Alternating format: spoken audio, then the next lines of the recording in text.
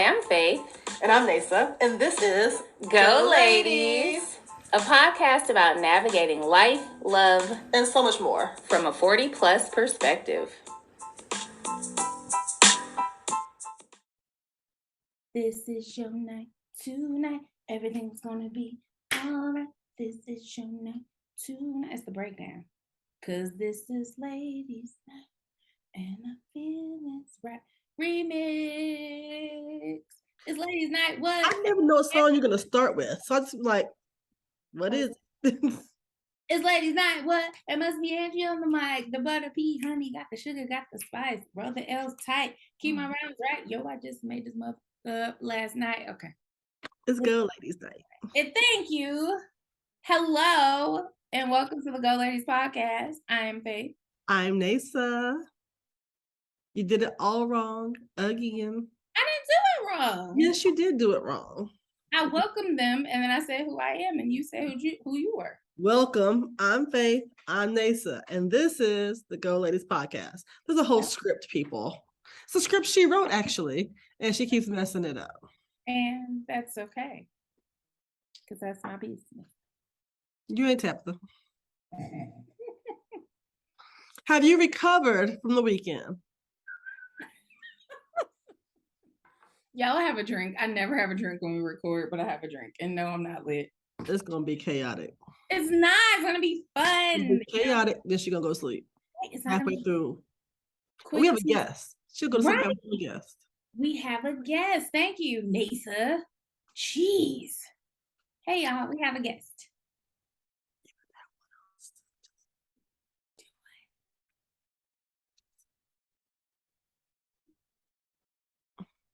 Nothing. Okay. I wasn't telling people to get rid of you. Just be one host. Just be me. Okay. So y'all listen. We told you last episode about TSU's homecoming. Yes. So Neysa was talking about that a little bit earlier. Just have we recovered? But Neysa being an alum, I want to hear from you. Break it down. So it's always a great time, right? And I only did half the stuff that I normally do. Like I really didn't do everything because I just had to tap out for a day. But it was everything that I wanted it to be. Friday was lit and a great time. I'm putting points on the board like Steph Curry. I'm in there. Hey. Woo. It was falling to the net. I'm good about it. What? I was out there. This was putting in work. I was fishing in a barrel. It was right. She was shooting in a gym. She was shooting in all nets. I'm folks shooting the gym and still don't make no points. I'm making points. Oh, okay. Putting up shots. 3-pointers. I'm in there. You looked happy. I was very happy. I was very happy. I wasn't just happy because I was shooting in the gym. I was happy because it was a good time. The weather was good. The outfit was cute. The clip-ins were right. The face beat was together. The moons had aligned. And I was putting up in points. It was good. It was good.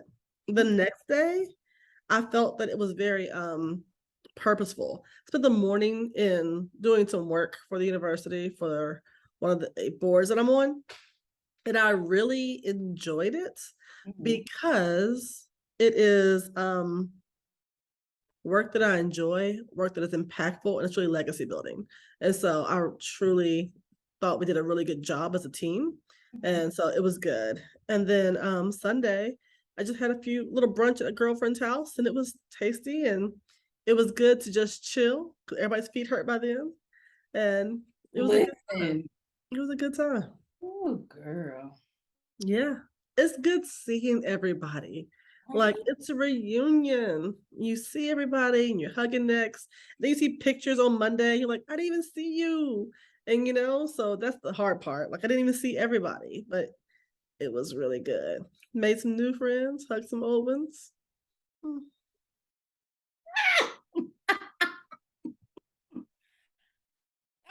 okay. Yeah. Yeah. How about you? Okay, so as a visitor to TSU homecoming, you would have thought I went there because I did know a lot of people. I'm like, hey girl. Exactly. You are a visitor, but you're a Nashvilleian kind of by way of Detroit. Right. You've I'm been here. You go to adjacent. Mount Zion, Right, exactly. and you a Delta. The best of That's Rory. half the city right there. That is half the city. So yes, I had a great time. I went to 2 day parties. And let me say this, the theme for the weekend was full on, fully embracing my auntie status. I'm thriving in my auntie status, meaning 2 day parties, emphasis on day. So went to one, it was cool, nice little vibe, but it wasn't giving, like I wasn't turning up. So stayed for a few hours. I already had a plan, a game plan, everything. Then You gotta have a plan. You gotta have a plan. let's have a plan. Then made my way to the party which you were working. And by then my feet did start to hurt. I was really cute. I was really cute. But You were. I was cute. Thank you. I love my boots too. Y'all can see all our outfits on the gram. But yeah, you and I talked about this prior to the show. Lots of people at the Delta party, lots of people. Good to see a lot of the people just, Yeah. you know, wanted to dance a little more. So, but there was dancing. One thing about Black folk, we're gonna find some We space will. to move. But Juvenile was there, was backing that ass up.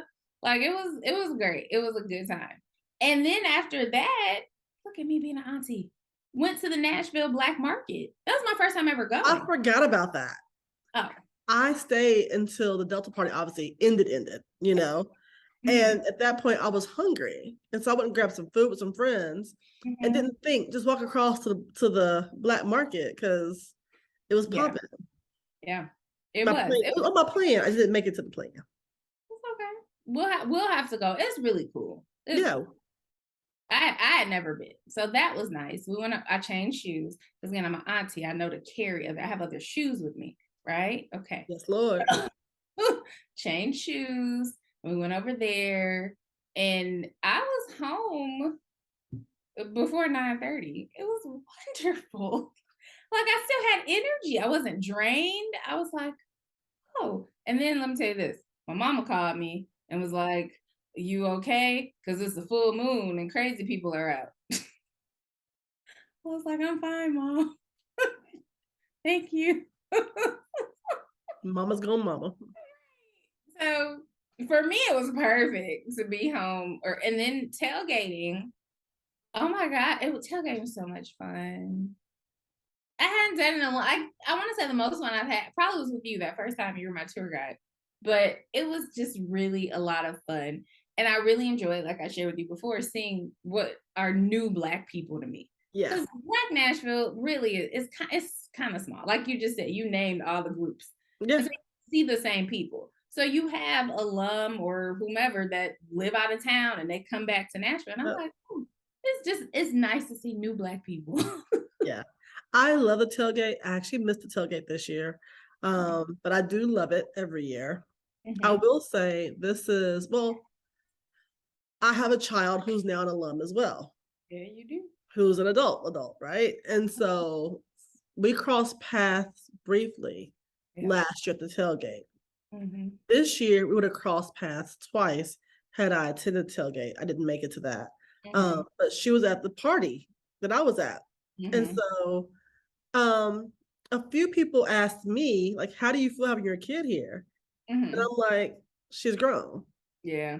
Like, I do a pretty decent job, I would say. I'm sure my kid probably wouldn't say the exact same, but of acknowledging their adultness and letting them be the adults when it's when it's appropriate. And it's a day party. Like, yeah, it is what it is, And so she kept getting stopped because of her father and I both went to TSU. So everybody's like, there go Neysa, baby.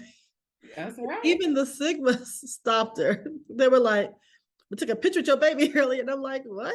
And they, like, she don't even know y'all. And they were like, we saw her and we know that was you and Chris's baby. So we got in a picture. And she's so gracious. She takes pictures like, yeah.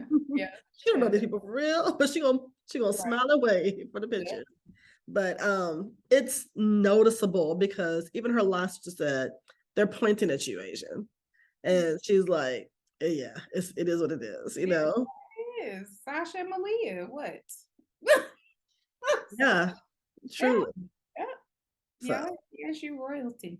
Yeah. And there's others, like there's one of her classmates, his name is TJ, and he is the son of a chapter SOAR and a chapter Q. So of course everybody knows his parents. And we like, where your baby at? You know, where your mom at? So it's just, these things happen. It is what it is. But she's carried that burden, and it's a gift and a curse. Right. So yeah, she's carried it well. She looked like she was having a good time. She was. Yes. She was. Now I will say, doing it at my age, doing it at her age, two very different things. Yeah. I mean, I did not see her except for like 10 minutes at a time at the house. She's like, yeah, coming in the shower, changing, going back out. I'm like, absolutely. It'll be great, you know? Absolutely. Which is what she's supposed to do. It's appropriate at that age, you know? I give them the same speech. Don't drink and drive, don't die. You know? And that's it. But she was outside, had a good time. Yes. Yep. I love it. I agree. When you're that age, yeah. For me, auntie in the house, but I still have fun. Like I don't feel like I've missed anything by not going out at night. Like I was just like, no, this is good enough. I'm head in, and I still managed to make it to church, albeit I could still taste a little alcohol. But I was in the house. I was in the house of the Lord, and He knows my heart. So it's like praise Him. And even the lady who did the prayer was like, I know some of y'all are hanging over. And I was like, yes. but I'm here. So I have a friend once who was in the choir and had to leave the choir stand to go be ill post an event or two. Because she kicked a little bit too hard for that sway and rock. But I'm like, you tried, girl. You tried. Yeah, it was about to take her out. Yeah. You gotta know when to hold them, know when to fold them. Yeah. And then I went to brunch and drank some more. But all in all, Neysa, it gets great Yelp reviews from me. I'll do it again tomorrow. I know, right? I would. And I just love even now still seeing the photos. People are still posting photos. And I mean, because again, you can't forget COVID happened. So correct. It even felt that people were just so happy because people have lost people, you know? Yeah, last year it was a good time. Yeah. But it wasn't a full house. Right. This year was a full house. Yes. Yeah. Yep. And last year I think it rained. That's at least for tailgate. I know it was raining. I do remember that. It was cooler. Yeah. Because I actually bought an outfit in between the serenade and the tailgate because I was like, oh, my outfit has to change. Let me go to plan B. Yeah. And so I actually bought clothes for a plan B. Yeah. This year I had fun. Thank you for letting me visit. So you talk about photos. You mentioned photos, and we didn't mention this ahead of time, so we might run out of time for other stuff, but I'm okay with that. You're good. I had a photo shoot. You did. I did. You was naked. I hate the photos. Yeah, Neysa hates every single photo. I like the photos I took at homecoming that have been posted.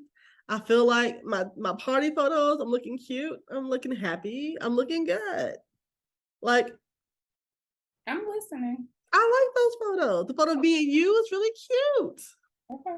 Go to our IG. It's right there. Okay. But it's really cute. Okay. The photo shoot photos are trash. For you. No, trash. Like, let me tell you how trash they are. So I found the photographer and I paid the photographer. And then, of course, we're going to split it on the back end, right? Yeah. But something told me, don't split that money till after you see the photos. Mm-hmm. So I saw the photos and debated not sharing the photos and just eating the money. Was like, no, it's all right. I'll just eat the cost. The only reason I didn't, because people bought outfits and had faces done for this, and there'll be a waste of money for them to, not be able to utilize that. Yeah. And look at the photos, they all look good. This is not the photographer's fault by any stretch of the imagination. This is purely Neysa gets self-conscious and cannot pose fault. And that's what happened. Them photos are trash. I tagged every photo, was like, y'all better not tag me in this bullshit. Y'all better not tag me in this bullshit. And I already am leery because I know one person in particular. She gonna post them because she ain't gonna give a damn about how nobody else look. That's just she looks just a little bit on her personality. Yeah. Love her, but just yes, yeah, she's a little bit about her. Mm-hmm. And so I know good and well that she's gonna post the photos, and I'm gonna be like, but see, and I don't know the photographer, so I don't have a dog in the fight. But to me, a good photographer poses you. I know you're laying the blame on you for the pose. Correct. They guide, they direct you. Was that not done? So I've shot with Kina before. I think Kina's a great photographer because she makes you feel comfortable and it's a good time. Shot with Portia. Yeah. I think that she also did as much as she possibly could have put me up my jail. I still didn't post those pictures though, right? I didn't. Because you're in your head about that. I don't like them. I'm not gonna post them. Yeah. She's a great photographer. I would work with Portia again in a different context. Right. I don't like these particular photos. This guy I hired because he has a lot of graduate photos on campus. So he knew all the places to get those photos on campus. And because time was limited, I need somebody who knew how to get those quick and not talk about, okay, where do you guys want to go when we don't go there anymore? You know what I mean? Yeah. So, and he did not. He's not a person who poses you. He's not, and also I think he would have if I would have been his age, but he was significantly younger. And I think dealing with all of us at our big age, we kind of can be overpowering sometimes, and so shut up. So I think that's why he didn't say a whole lot. Yeah, like I say, everyone else's photos, magnificent. Like magnificent. Mine, I look like the crypt keeper. You don't. It ain't it. See one. Can I see one? I'm not gonna post. Here's the thing, y'all. I'll let you see them. We are our own worst enemy. And Neysa and I have talked about this on this show. Neysa does not look how she would like to look. I don't. And therefore, most photos she's not going to like. Even though to everyone else, she looks fabulous. Which I do understand. I do, as a bigger girl, especially. I'm not where I want to be. We've discussed it on the show. But I'm pretty sure it's not as bad as it really is, but it's really bad to you because you're not necessarily where you want to be. So I get it. Hello, everyone. Those of you watching on YouTube, you can see that we have a guest. She's a dear friend, confidant, prayer warrior. All of these. Her resume is very extensive, but she's an Emmy Award-winning journalist, y'all. That's major. So we're gonna hype that up every time we can. Neysa and I first met her at the CBS station here in Nashville, where we worked together. And like I don't even know where to go from there. I'm just so happy she's on here. She's just a boss. She's a native of Silver Spring, no S, Silver Spring, Maryland.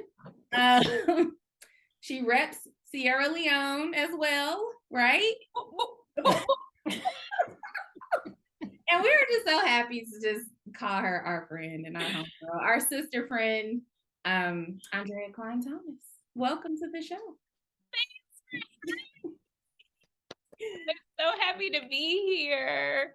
I'm excited you're here. That's the most calm face ever been on this show. It's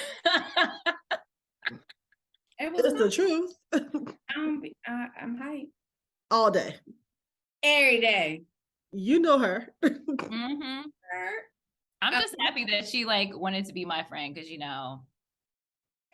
thought about it. When I first came to the station, she thought about it twice, 3. Yeah, I already had a tall, chocolate, skinny girl. So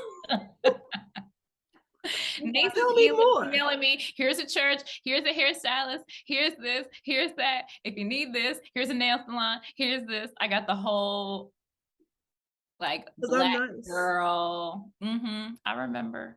Faith says I was mean when we first met. And I wasn't. No. You're saying I was nice. I'm going with your narrative. Yeah. Right. That's cool with that. Yeah, it's okay. It's okay. Anyway, Aundrea is here for a reason. Obviously, we can catch up. But we want to talk today about choosing yourself. So you have a lot of people that when COVID started, like people were quitting their jobs left and right. Like things were just happening and people were really realizing your own mortality, if you will, Yeah. And I think Aundrea definitely can speak to that. Like just how empowered do you feel? Like how you've chosen yourself. And if you wouldn't mind just telling us a little bit about your journey. Okay. Ooh, we'll have to break this down a little bit. So I'm like thinking about where to start. So just a quick background on my reporting career. I was in Macon, Georgia, Charlotte, Nashville, Philly, and now I'm in New York. So it spanned 16 years now. And then being in New York during COVID, I mean, obviously COVID is something that nobody's ever really experienced. It's still living, not very many people. I mean, unless you're around for the Spanish flu, but New York City was scary. There's no way around it. So when everybody was sheltering in place, if they could, I was out on the street. So seeing the lines of people trying to get COVID tests at the very beginning at a hospital that ended up being ground zero. This was before we started wearing masks, and there were no COVID tests, and seeing lines that snaked out the backside of the hospital. And that's when I knew it was like, oh my God. But there was a lot, we're going to have to break this down, but there was just a lot leading up. For news, I would say a pivotal moment for me was watching Ann Curry, essentially lose her job on national television. And it felt, we didn't know the details of it at the time. Now we do after the whole Matt Lauer situation, but it felt humiliating. And so at that moment, I decided if it could happen to her, it could happen to me in terms of being so incredibly disposable, even when you were really good and it felt like you were at the top of your game. So I mentally started preparing and saying, I will have an expiration date in this career and hopefully it's on my terms, but if not, then what? So I spent years trying to help create the then what, not knowing when I would pull the trigger. And I ended up doing it in June. Wow. That's very interesting that you thought so far ahead, to start thinking about the exit plan. You're the second person who I've heard who's had that very clear moment of let me prepare now so that way when I walk away, I can walk away on my own terms. Even Roland Martin said in the past, I've heard him speak and he was like, what you hired me for is for me to be me. Also going to be the reason you're going to fire me too. So I know whenever I enter a job, I'm going to have to walk out of it eventually too. And so, I thought it was very clear of him to be able to recognize that and then always be prepared for that. So yeah, it's just so much of a revolving door. We know so many people, right, who have just gone in it and out, and you're just seeing this. And I just was like, if you're here and you feel like comfortable, then good luck. You know what I mean? Right. And so I didn't know how to prepare. I didn't know what my first steps were going to be. I mean, my first job was to be great at my job. So I spent a lot of time focusing on being really good and trying to create, market value in that first job. But once I could tell a story, dig deeper, kind of start finding my voice, then I started developing other skills that might be valuable in a broader marketplace. But it took years first, because you had to like get to know how to do your first job. Definitely. And do that well, Yes, COVID was going on, and I feel so weird on this side asking her questions. Right? I know, it's kind of weird. It's weird for me too. I'm used to Faith telling him it's time you have left, and me going, I got you have breaking news. I need you to go. Yeah, right. You gotta go. Yeah. But in the midst of COVID, in the midst of even your journalistic journey, when you pulled the trigger in June, how did you know it was time to pull it? And it wasn't just COVID fatigue. It wasn't just this job isn't the right fit. So often we try to dig in deeper, trying to figure out and make something fit because okay, let me go harder in it to make it fit. How did you know this time it was like time to like, hey, I'm out? How did you know? Yeah. So in that job, I knew that it was like there had to be a lot of change for me to stay there. There was just like a lot of turmoil, right? And so, but then there was a whole upheaval and like new management came in with promises. And so I was like, well, let me wait and see. But at the end, it ended up being my therapist who had to come to Jesus with me in May. And she was going to stop practicing doing like having one-on-one patients. And she was in the midst of a pivot. So we were preparing for discharge like a few months later. So we were talking about like how to tie bows around. And I had started seeing her in 2018 at a prior job. And so we were working on tying bows around some of our goals from 2018 so that I could be discharged kind of to start a new journey with somebody else. And she had a conversation with me and she basically was like, yeah, you were getting better, but right now this is unsuccessful. You are not getting better. And you're not growing in certain areas. And yeah, and this is unsuccessful. I was like, who, me? Because she doesn't do failure. Right. That's a lot like failure. All we do is win over here. Yeah, like I'm sorry, what? I'm enjoying this time and I don't know what you're talking about. And I was mad. I mean, I wasn't like, let me see, let me be zen. I was like, what you mean? What do you mean? So that, and then we had another conversation that was also tense. We didn't have that type of relationship, or we had like these tense conversations. And these were like the two most tense conversations we ever had. And I had to sit with myself and really think of what this was costing me. And there were lots of things along the way during the year in terms of what the cost was, in terms of my future. I had an opportunity to stay, an opportunity on the table to stay. And so it gave me an ability to concretely look at what my future would look like. And I recognized that I'd have the same complaints. I couldn't see how I would grow as a person. I couldn't see how I would grow in my craft other than more repetition, right? And then her saying that I'm actually not getting better. What I recognized that I was doing was I had coping mechanisms. I was like, had survival skills. That was the thing that was strengthening. I wasn't getting better. I was just trying to survive in a different way. And then that wasn't working. And so from that conversation to me quitting was maybe a week and a half. Oh, wow. 2 weeks. It was fast. Yeah. It's what I'm gathering, obviously, thankfully it was your therapist, but it is important to have somebody to keep it all the way 100 with you.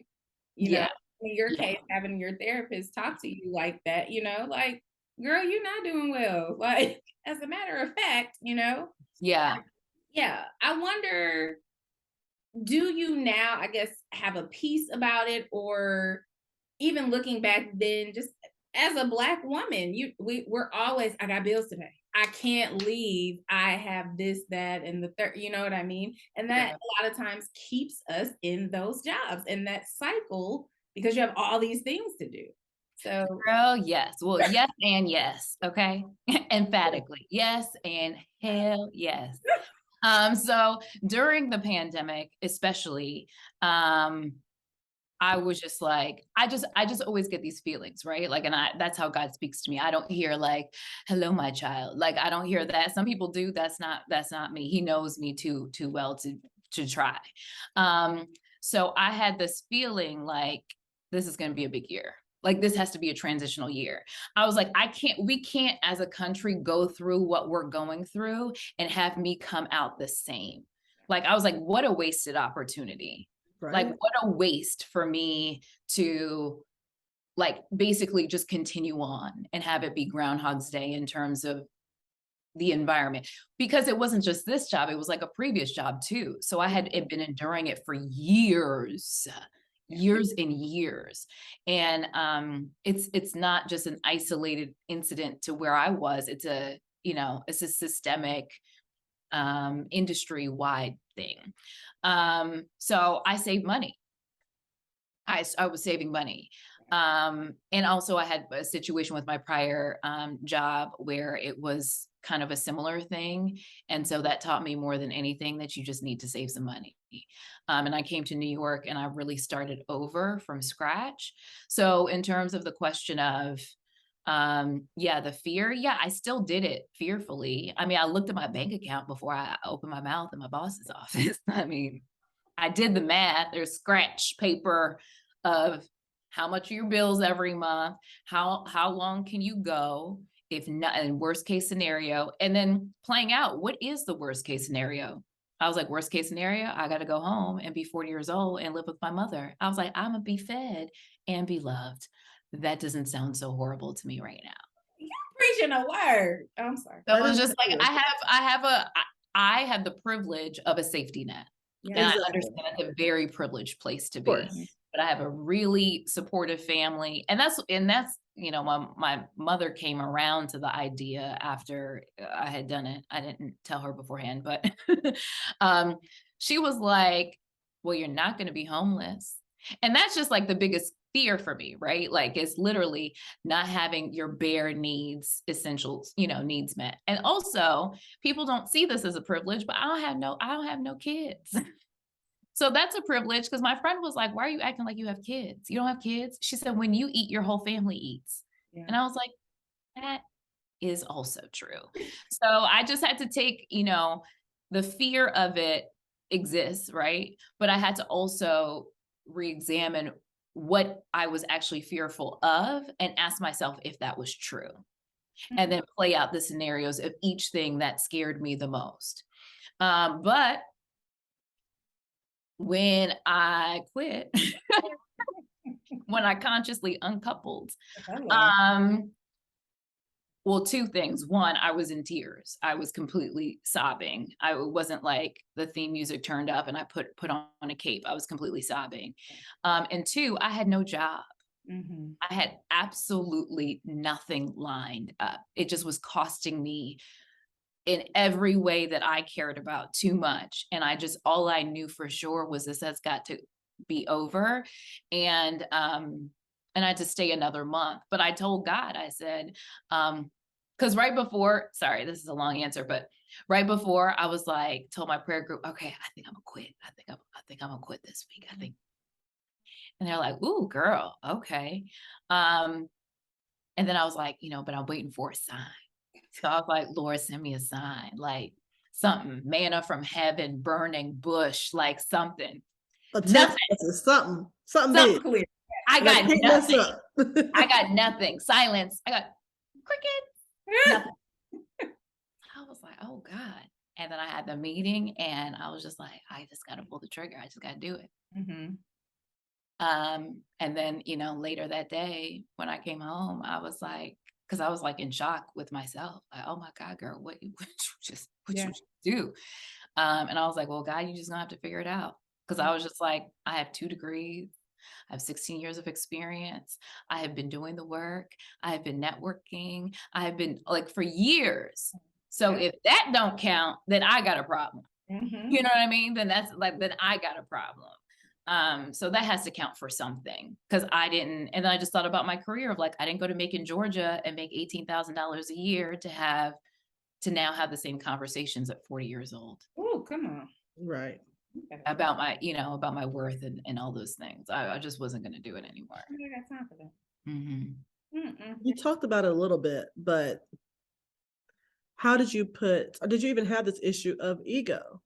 You know, a lot of times when Black women are so undervalued, we do find value in our work, in our professional accomplishments. You know, you can't take that away from me. I got two, like you said, 2 degrees. I got this job that has a title, you know. You might not think Black Lives Matter, but damn it, I matter in this room. How were you able to take off those trappings and just be able to say, I don't need that anymore to stand? I think it's just because I was looking at the cost, right? Like it just appeared amazing and people are clapping for you. But the reality, is that your therapist is saying you are unwell. That's the reality. The reality is, if you were at the end of your days, would I be proud of myself? I don't know. I couldn't say yes. If I didn't do it, I couldn't say yes, to be honest. And it's a value proposition. So I wasn't even like, I was hurt. I was really hurt. And I was hurting, right? Actively. But I was just like, but it's my life. And also ego helped me say, well, if I did it once, I could do it again. You know what I mean? Like, it might have to look different, but I could do it again, So there's ego in that. But I just was like, what really matters? I mean, and it's a lot of like notebooks that I wore out, over time of what really matters. Being with my family matters. Can I do that as much as I want to? No. Vacationing matters. Can I do that? No. Having a kid someday matters. I mean, that was one of the biggest things, especially turning 40. Like, I would like to have a child. Would I be able to do that in the current state and in the future state that's presented to me? No. Okay. So if it was all over, what am I supposed to put, reporter on my tombstone? I hope not. You know what I mean? Like, that does not sound good for me and my value system. So yeah. Got it. And I'm seeing a lot of even like younger reporters in the business who are not staying in it long at all for, similar reasons. And I feel like they're learning early on, even kind of, or developing that value system. I know a couple who they were reporters or whatever. And now there's one I know that's like into real estate now. Like, and, oh, wow, so this new generation is not with it. But the thing is that, like, again, it didn't feel like I had a cape on. Like when the words came out my mouth, because I couldn't even really say it directly. And I was asked, like, are you saying you are walking away? And I said, yes. And I paused. And I had my mask on, thankfully. And I paused and I started to sob I don't cry at work. Right. But it was just like such an out of body experience, because I was just like, this is the thing that I wanted to do when I was 17 years old. I got into it for all the right reasons. It wasn't to be on TV. I really wanted to make a difference. And I was fighting the fight, like both behind the scenes, editorially and in the direction of the newsroom, but also in my stories. And I love us and I really care about how we're portrayed. And, I had people, it was always like, older people coming to you be like, I remember when like Black people were not on TV. And so you are really important. And you'd be like, oh my God. Yeah. Like, thank you. But also, Yeah. You have no idea. Right. Thank you. Yeah. But like, I can't, and and so that was hard. I mean, that was really, and I didn't know in the moment if I was letting myself down. I didn't know if I was letting a dream die because I couldn't find a system to support it. And that, even thinking about it right now, makes me want to cry, because I was just like, God, it's like, here we are. Here we are. So it didn't feel like I had climbed the top of a mountain, even with all the accolades. It just was like, all right, I'm putting up a white flag, like, you win. And now I just got to go heal and figure out what's next. But I mean, you chose yourself. And I think, and I know y'all always, I love Bishop Jakes, but I mean, he says, feel the fear and do it anyway. Yeah. I really appreciate you being transparent in that it was not easy. It wasn't F y'all, I'm out. Like, there was real emotion, and there still is, tied to your decision and when you had the conversation, Yeah, of course. It's deeper. Like you said, it was deeper than just a job for you. Right. So for a lot of people, I'm sure will resonate with that. Yeah. Yeah. And I was like, I could have always along the way done something else, done something that was easier, done something that would have brought me home. Like I love my family. Y'all know I'm obsessed with my family, and we spend a lot of time together, and I could have been closer to home for a long time. I could have started making a lot more money. Like, I have lost a lot of earning potential in the choices that I've made because I was so steadfast to what the mission was behind it. So like, I had options in other ways. So it wasn't but I chose actively not to. Along the way, people have tried to offer me other jobs and say, hey, you're really good at this. Can you come over to this company? I remember in Nashville, I got offered a job. I mean, it was making so much more money than I was making. I said, you know what? I had told it, I was like, this might sound crazy, but I'm just not, I can't do it. Like, I cannot go and do this other job right now. Like, I feel like this is where this is where I'm led to be. This is what I need to do. So yeah, my life could have been a lot different in a lot of different ways. But I chose it, and I felt like it wasn't choosing me back.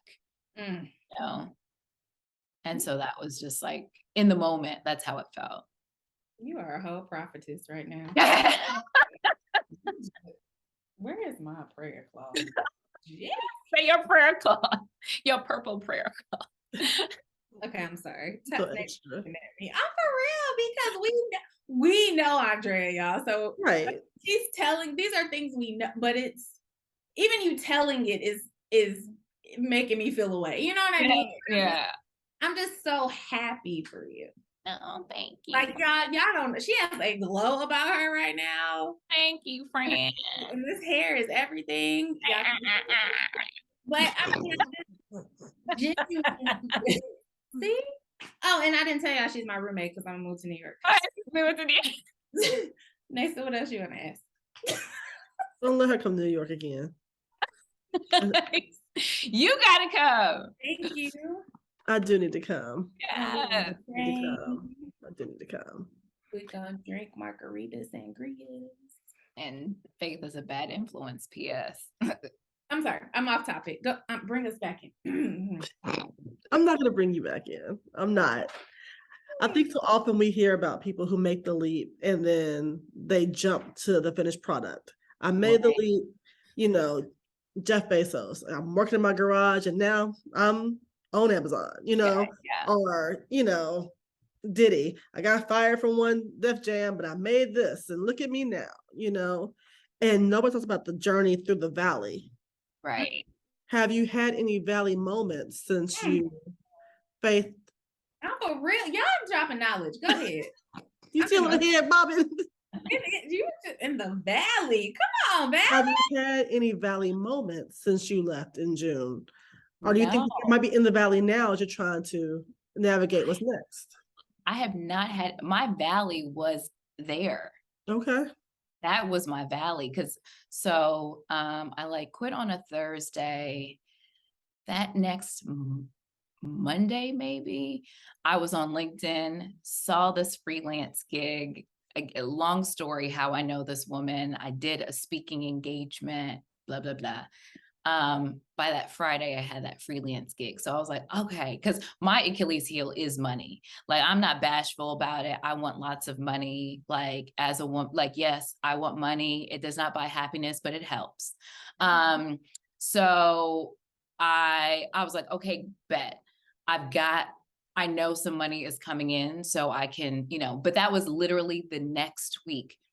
Everything that happened subsequent to that, everything that I'm doing now, and is too much, honestly, is all friends. Literally everything is all friends. It's all a network. And so when the valley was when I was putting in all the work quietly, silently. Faith remembers in Nashville, I would drag her to speaking engagements. In Nashville, I decided, because that's when Nashville, I was like, all right, let me start doing things to start looking beyond journalism. And I was like, well, what do they pay people for with, who have been journalists? I was like, to speak. And I was like, I cannot speak in front of a crowd. And so I would drag Faith and I basically was like, pimp myself out to anybody. I was in church basements, like whatever. I will moderate your event. I will MC, I will do whatever. Just so I could learn how to speak in public. And people were like, oh, but you're on TV. Well, I speak to a camera and one person. I don't speak to a room full of people. And so Faith would always tease me because she knows I would go to the bathroom and I put toilet paper under my arms because I'd be so sweaty and nervous. She would.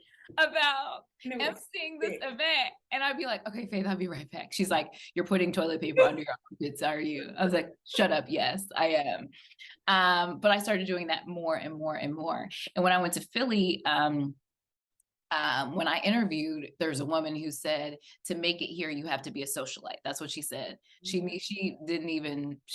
lost her job shortly after I actually got there. So I didn't even it was just like a moment we crossed, and that was it during my interview. And in Philly, they wouldn't interview with you when you're not from there. Like, Philly is very territorial. So other people had to vouch for you so you could get interviews, and try to get really good stories. And so I would go out and, tell people I will MC and moderate their events and I was doing it. But by the time I left, I was doing it twice a month. After work, just out in these streets. So that's how I developed that, and then met a ton of people. So that was a valley. The valley was like, man, lots of things are happening, but I didn't stay stuck. I was like, what am I going to work to do?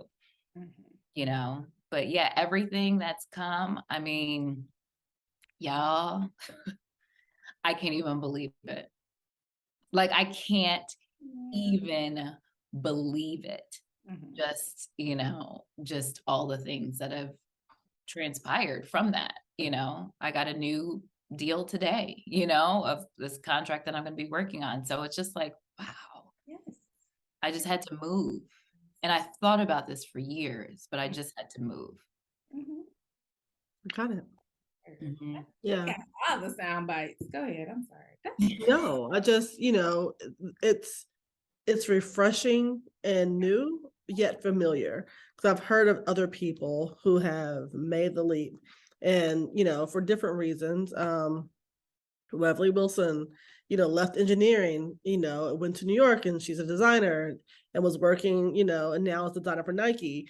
I have other friends who've just, done different things and pivots in life. And you think, well, it looks like a step back is really up for what you really are supposed to be and supposed to be becoming. And I think that we often forget now, especially in this generation, that you have different acts, Act 1, it's Act 2, it's Act 3. There's no one chapter that you have to stay stuck on. And, we forget that, especially us Gen Xers. We saw our parents do primarily one thing, Yes. So for us to be doing 2 and 3, it's like, well, when are you going to retire? Well, I don't know, but I'm going to do this next act and see what happens. Yeah, and I'm also lucky just because I have my brother who's been an entrepreneur since he was in his 20s, right? So I saw what was possible. And also he helped make my parents understand too. So That's I cool. did call him and be like, hey, I quit my job. So I'm gonna need you to run interference, you know, because they're not gonna understand. But because he exists, I saw what was possible. And so how I operated in a corporate space was different, you know, like it just was different because I just, in terms of what it could give me, I think the move that I made wasn't a physical move. It was a mental move, you know, like it was a mental move of saying, all right, what do you have to offer? You know, like, what do you stand for? What do you value? And does your life reflect any of that? You know, and just getting really honest. And also, where you're talking about ego, I will bet on myself every single time. Like, that's where my ego is. I'm not the loudest person in the room and, you know, whatever, but, you know, don't, I'm not a fighter. I'm from Silver Spring. But don't put me back up. Don't back me up. Don't do it. Don't. Because no will always be my option. And even if I don't have power in the situation in all the traditional sense, I have a friend in Philly, we used to laugh and we'd always be like, we'll leave with our purse and our dignity. Yeah. Sometimes that's all you got. Yeah. Yeah. That's all you got is your person, your dignity. You don't have the power in the corporate space. You don't have the leverage, even though you've checked all the boxes. You don't like, but you have your no. So I had to like the light bulb in terms of it being possible went off when I said, I don't have to do this. Yeah. It took me forever to understand. I said, I don't like this or I don't like that, but I never connected that I am choosing. Yeah. I am really choosing this and I don't have to anymore. I don't decorate my offices anymore. I never have decorated spaces. Other than the prayer, the serenity prayer. Yeah, but I don't decorate offices. I mean, I kept it really light before, but there's nothing there now. Yeah, you're not, it's not your home. Mm-hmm. That's how I look. I'm the same way. It's not my home. I'm not going to be, I'm not staying here past when I need to be. I'm not living here. I have a home. Yeah. I'm going to go to that. Like, I totally get what you're saying. And we've all worked with people who have stayed past their expiration date. Correct. And they're not fun to be around. And they're not people that you look up to. Yeah. You know, because they've stopped. And so being stagnant, my biggest fear is like being at the end of my life and having so much more to give and just being too afraid to have done it. Like, I don't know what what am I supposed to say? Yeah. When I have to make an account for what I did, what am I supposed to say? I was like, I'm just trying to figure out something to say. I do the same thing in a little different way. I think that when I die, I get to go to heaven and look at my little warehouse. And it's everything, all the gifts that he had for me. And I don't want anything on the shelves. Like, I want my mug to be empty. I want you to be like, oh, you did everything I asked you to do, and, you know, go forth. And I'm like, all right, you know, right. I don't want to get there and be like, it's the half full because you didn't do X, Y, and Z, you know? Right. Yeah. I definitely understand that sentiment. But also a thing that's I've been working, I haven't really been working through, but just thinking about that I probably need to work through is that I don't like have a big recognizable name, you know, attached to me anymore. Right. I'm working, I have a full-time job and then I have a business on the side. But I'm not working for a mainstream place anymore that comes with a specific type of prestige. And, you know, people don't understand what the hell. Oh, so you're doing this now? That's nice. That's nice. That's nice. Because it doesn't make sense in the traditional sense. Right.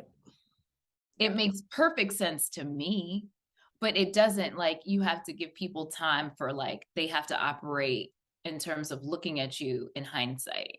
Right. But like in the moment. So it's been hard where I didn't even like fully transparent. There was like an event that I wanted to go to. Like it would be a networking event with like news people, and I didn't go because I was just like, I don't feel like explaining myself or all of the things. And especially now because it's still new. I mean, I left in July, and it's still new and it's still vulnerable. Right. And so I have to be really careful the environments, that I bring it in, because it's just still so vulnerable. And even like, everything that, whatever transpired, even talking about that, I'm like, how do I talk about it? And, because it's my truth, like it's mine and I experienced it. And it's very, well documented, but you're still a Black woman in an industry that will blackball you in a heartbeat, in a moment, even though you spent your whole career building an amazing resume, you have the receipts, and people like working with you, but it just, one interpretation can bring you down, and you can't do anything about it. Right. So it is still a tightrope, and mental gymnastics that you have to do around it, which feels unfair, but it kind of is just part of it. That's the reality of it. I mean, I think about times that we were all, in local Nashville NABJ meetings, and there's a bit of snobbery. I mean, there is, there is. You know who is a real journalist. I'm putting my fingers in quotes for those who are just listening, and those who are doing other things around journalism, are trying to get into or in niche, things, and they just didn't get the same amount of prestige or, even recognition a lot of times, And so I definitely get what you're saying, because, again, as Black women especially, I think anybody cares about the title that they have and who they work for. But as a Black woman, especially when so many other things are marginalized, sometimes it is easier to lead with your title and who you work for. Oh no, I matter. I'm so and so and so and so. And to make sure they understand that, when you should just matter because you're Aundrea Cline-Thomas. Yeah. You just. I want to say I like that when you finally, I don't even want to say broke your silence, but you went on IG and you said what needed to be said, right?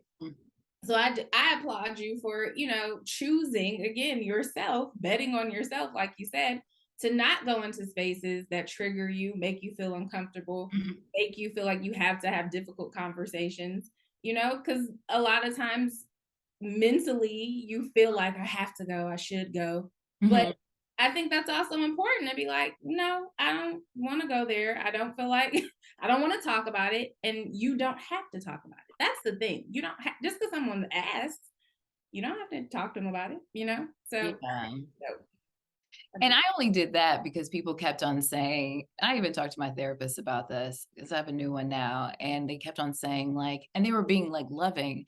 Well, one, everyone's like, where are you going? And it's kind of like, well, if I didn't say it, then I didn't.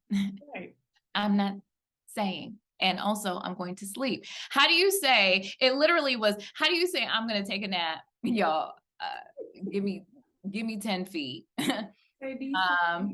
And, people were also saying, and again, it was really loving. I know it's big. I was like, a nap. That's what I'm doing, is I'm taking a nap. Y'all have no idea. I'm taking a nap.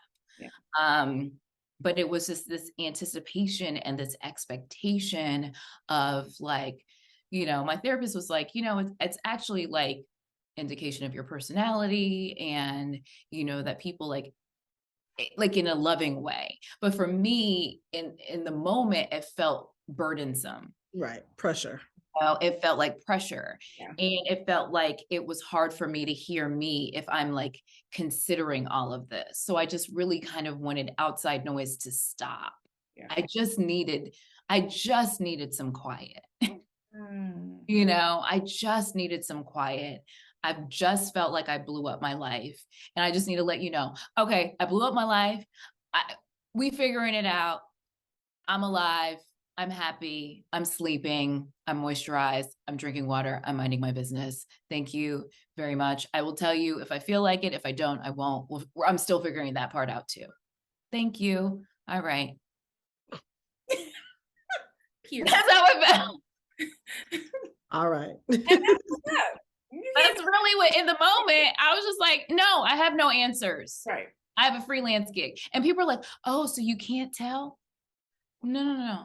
That's it. Period. I don't know. I'm going to freelance. And doing what? I don't know. Yeah. I had like one freelance job at that point, but literally it was 1 week in August. I had like applied to like freelance. 1 week in August, when I tell you the floodgates open. So I had that one job, and that was like a few months. It's lovely, wonderful, perfect transition.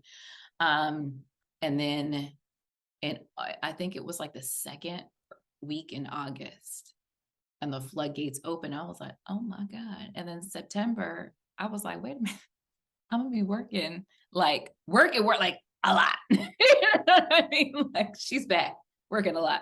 But yeah, no, my life is like totally different now. Yeah. I work more than I've ever worked in my life, but it's just, I'm being stretched. I'm growing. I feel like I'm getting smarter. I've spent more time with my family in the last, like if I had my traditional job, I would have used up all my vacation from July to August of my, like a whole year's vacation. Like I was not here. Yeah. I was not here. I was with my family. I was traveling overseas. Like, yeah. And that felt like, I was like, this is what living feels like. Come on, 40. Come on, 40. Come on, 40. Hey, Neysa. 40 plus.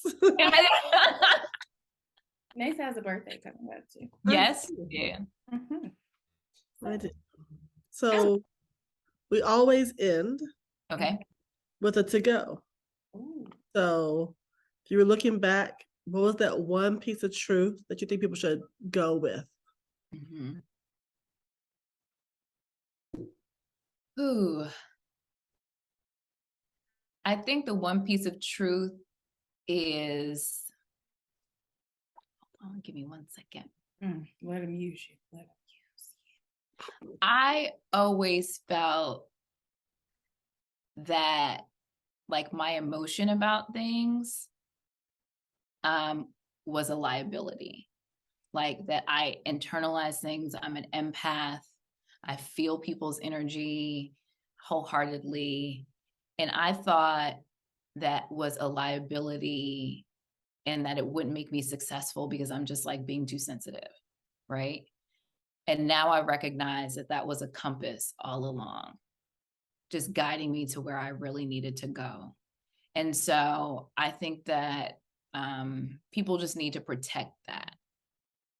They need to protect that because that's telling them you don't know step Z, but you know this right here is not, that discontent is not, I always work to overcome it. Like, all right, let me make this less and not feel this way, when really it was telling you this is not in alignment and you need to figure out boop, boop, boop, boop, boop, boop, boop, like what is.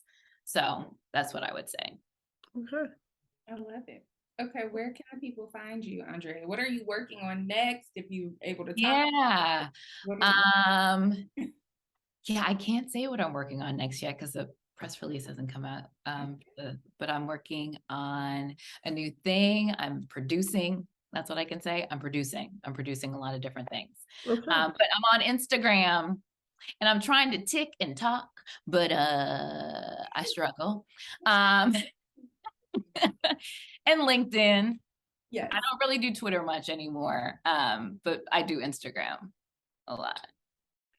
Very Is good. your Instagram handle? Oh, that's it's open? Aundrea CT, AUNDREACT. Got it. Cool. Yay. For being Thank here. you. Love you. Thank you for having me. This is lovely. Like I have you guys. Coming to New York. Come on and bring Neysa. Neysa's coming to New York. I'm coming. Somebody gotta save her from herself. Say who? Oh, girl. You fool, you. Hey. Aundrea and I have a good time together. As you have seen in videos. Yes. She Yes. has too much dirt on me Skipping now. through New York. Yeah. Okay, sorry. So, Neysa, because you know I always get this wrong. Where can people follow the Go Ladies podcast? Yeah, I'm looking for a new co-host. Aundrea, you can do some stuff. How about you come on over? Because this one right here gives us some troubles. I feel like Bernie Mac. Trouble. And on No, but seriously, we do. You can find us wherever it's the podcast. We are on Apple, we're on Google, we're on Spotify. Of course, we're on YouTube. You can watch us too. Of course, Anchor, just anywhere you listen to your podcast, that's where you can find us. Remember to like, follow, share, subscribe, and just share the information and join the conversation. If you're looking to make a good leap, if you're in that kind of, I don't know what I should do space, you know, or you've already figured it out, let us know as well. Okay. Go ahead and sing a song, Faye. What you gonna sing us on out? You know me sing, do a little ditty something. What you gonna do? I sang before. And during. This is ladies' night. And I'm Oh, y'all. This is ladies' night. Oh, what a night. Oh, what a night. Bye.